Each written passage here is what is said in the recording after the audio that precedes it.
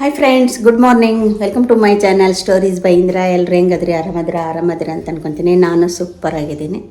ಇವತ್ತು ಮಹಾಶಿವರಾತ್ರಿ. ಹ್ಯಾಪಿ ಶಿವರಾತ್ರಿ ನಿಮ್ಮೆಲ್ಲರಿಗೂ. ಶಿವರಾತ್ರಿ ಹಬ್ಬದ ಆರ್ಥಿಕ ಶುಭಾಶಯಗಳು. ಜಸ್ಟ್ ನಾನು ಇವಾಗ ಸ್ನಾನ ಮಾಡ್ಕೊಂಡು ಬಂದಿದ್ದೀನಿ.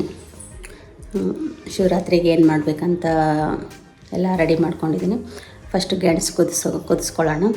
ಗೆಣಸು ಯಾವ ಥರ ಕುದಿಸ್ಕೋಬೇಕು ಅಂತ ನಾನು ತೋರಿಸ್ತೀನಿ ನಿಮಗೆ.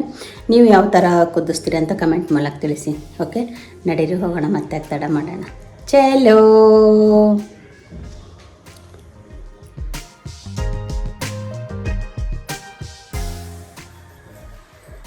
ನೋಡಿ, ಫಸ್ಟು ಈ ಗೆಣಸು ಏನಿದೆ ಅಲ್ಲ, ಇದನ್ನು ಫಸ್ಟ್ ನೀರಲ್ಲಿ ಚೆನ್ನಾಗಿ ತೊಳಿಬೇಕು.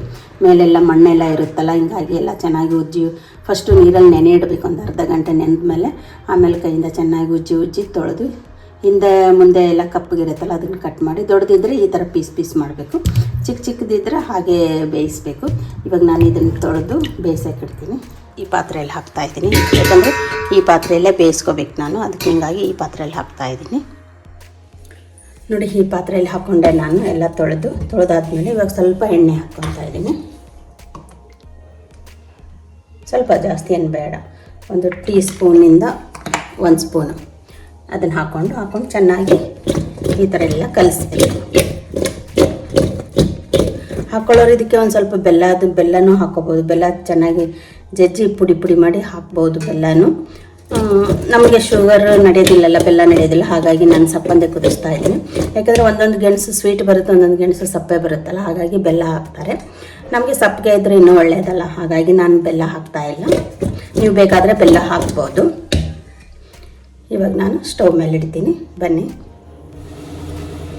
ನೋಡಿ, ಇವಾಗ ಸ್ಟವ್ ಹಚ್ಕೊಂಡಿದ್ದೀನಿ. ಚಿಕ್ಕ ಒಲೆ ಮೇಲೆ ಇಡ್ತಾ ಇದ್ದೀನಿ, ಯಾಕಂದರೆ ಇದು ಸಿಮ್ಮಲ್ಲೇ ಬೇಯಿಸ್ಕೋಬೇಕು. ಜಾಸ್ತಿ ಉರಿಟ್ರೆ ಸೀದೋಗುತ್ತೆ, ಹಾಗಾಗಿ ನಾನು ಚಿಕ್ಕ ಒಲೆ ಮೇಲೆ ಇಡ್ತಾ ಇದ್ದೀನಿ, ಸಿಮ್ಮಲ್ಲಿ ಬೇಯಿಸ್ತಾ ಇದ್ದೀನಿ. ಇವಾಗ ನಾನು ಇದಿರುತ್ತೆ, ಇದಾದಮೇಲೆ ಇದ್ರ ಮೇಲೆ ಒಂದು ಪಾತ್ರೆ ಇಡಬೇಕು.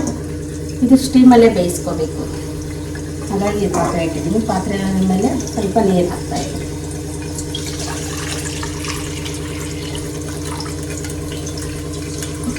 ಇವಾಗ ಇದು ಇಟ್ಮೇಲೆ ಒಂದು ಸ್ವಲ್ಪ ಹೊತ್ತು, ಒಂದೊಂದು ನಿಮಿಷ ಬಿಟ್ಟು ಕೆಳಗ ಮೇಲೆ ಮಾಡಬೇಕು. ಯಾಕಂದರೆ ಕೆಳಗಡೆ ಅಂಟ್ಕೊಂಡಿರುತ್ತೆ, ಸೀದೋಗುತ್ತೆ, ಇಲ್ಲಾಂದರೆ ಮೇಲಿಂದ ಬೆಂದಿರುತ್ತೆ. ಹಾಗಾಗಿ ಕೆಳಗೆ ಮೇಲೆ ಮಾಡಿದರೆ ಒಂದೊಂದು ನಿಮಿಷಕ್ಕೆ ಬಂದು ಕೆಳಗ ಮೇಲೆ ಮಾಡಬೇಕು.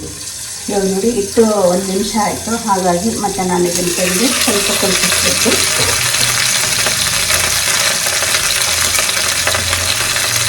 ಇದನ್ನು ತಗೊಂಡು ಕೆಳಗ ಮೇಲೆ ಮಾಡಬೇಕು. ಕೆಳಗ ಮೇಲೆ ಮಾಡಿ ಮತ್ತೆ ಇಡ್ತೀವಿ.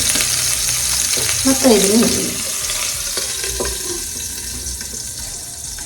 ಹೀಗೆ ಕುದಿಯೋವರೆಗೂ ಒಂದೊಂದು ನಿಮಿಷಕ್ಕೆ ಕೆಳಗೆ ಮೇಲೆ ಮಾಡಬೇಕು. ನೋಡಿ, ಇವಾಗ ತುಂಬ ಹೊತ್ತಾಯ್ತಲ್ಲ, ನಾವಿಟ್ಟು ಒಂದು 10-15 ನಿಮಿಷ ಆಯಿತು ಬೇಯಕ್ಕಿಟ್ಟು. ಯಾಕಂದರೆ ಒಂದೊಂದು ಗೆಣಸು ಒಂದೊಂದು ಥರ ಇರುತ್ತೆ ಕ್ವಾಲಿಟಿ. ಒಂದೊಂದು ಸಲ ಬೇಗ ಬೇಯುತ್ತೆ, ಒಂದೊಂದು ಸಲ ಬೇಗ ಬೇಯೋದಿಲ್ಲ. ಹಾಗಾಗಿ ನೋಡ್ಕೊಂಡು ನಾವು ಇದು ಮಾಡಬೇಕು. ಇವಾಗ ಬೆಂದಿದೆ ಎಲ್ಲ ನೋಡೋಣ. ಕೈ ಇಟ್ಟು ನೋಡಿದ್ರೆ ಬಿಸಿ ಅಲ್ಲ, ಹಾಗಾಗಿ ನಾವು ಇದೊಂದು ಕಂಡಿ ಇದೆ.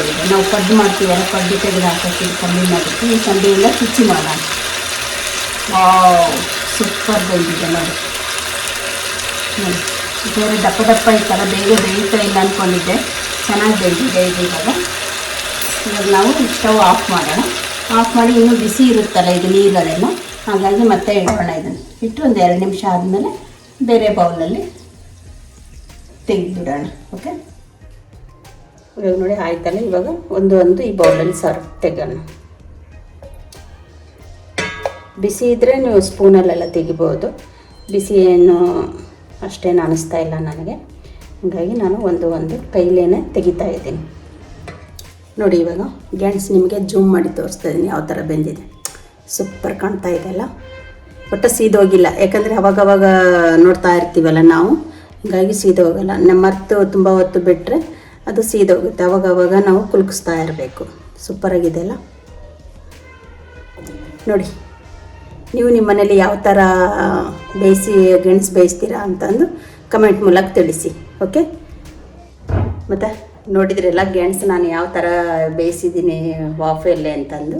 ನೀವು ಯಾವ ಥರ ಬೇಯಿಸ್ತೀರಾ ಕಮೆಂಟ್ ಮೂಲಕ ತಿಳಿಸಿ.